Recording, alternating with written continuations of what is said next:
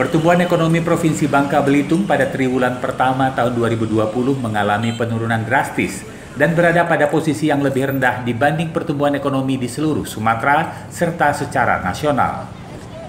Pelemahan kinerja sektor pertambangan dan industri pengolahan serta perdagangan menjadi faktor utama lemahnya perekonomian bubble tersebut.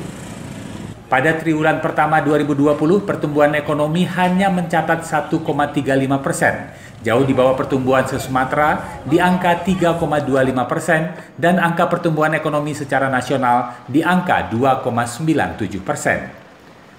Pertumbuhan sektor pertambangan mengalami minus 7,91% dan anjloknya harga timah dunia yang mengalami harga terendah dalam 5 tahun terakhir, serta runtuhnya industri pariwisata dan jasa menyusul penerapan social distancing di masa pandemi COVID-19, membuat Bangka Belitung hanya bergantung pada sektor pertanian dan UMKM saja. Menyikapi hal tersebut, Ketua DPD KNPI Bangka Belitung, Muhammad Irham, yang ditemui pada Rabu 13 Mei, mendesak Gubernur Bangka Belitung untuk bersuara ke pemerintah pusat agar dapat segera memberikan stimulus ekonomi berupa relaksasi atau pelonggaran peraturan Menteri ESDM. Supaya Gubernur segera mengambil langkah cepat dan langkah tepat dalam rangka untuk menyelamatkan pertumbuhan ekonomi Bangka Belitung yang saat ini dalam kondisi memprihatinkan.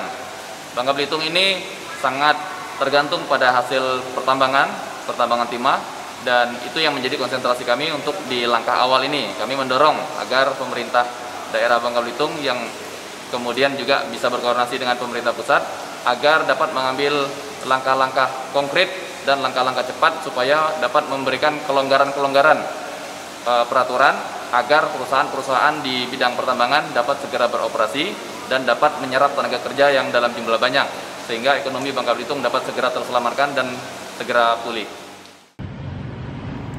Sementara itu, Gubernur Bangka Belitung Erzaldi Rusman menilai koordinasi di masa pandemi ini tetap harus dilakukan agar kebijakan relaksasi ekonomi bisa berjalan sesuai harapan. Ada beberapa kewenangan ini berkenaan dengan pusat juga, karena di masa-masa sulit seperti ini kompak pun kita sulit.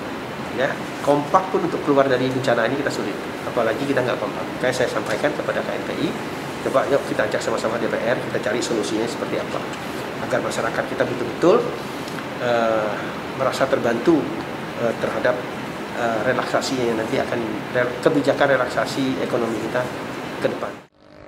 Erzaldi berharap perusahaan timah swasta yang sempat terkendala aturan RKAB maupun CPI dapat kembali beroperasi sehingga terjadi penyerapan tenaga kerja korban PHK COVID-19.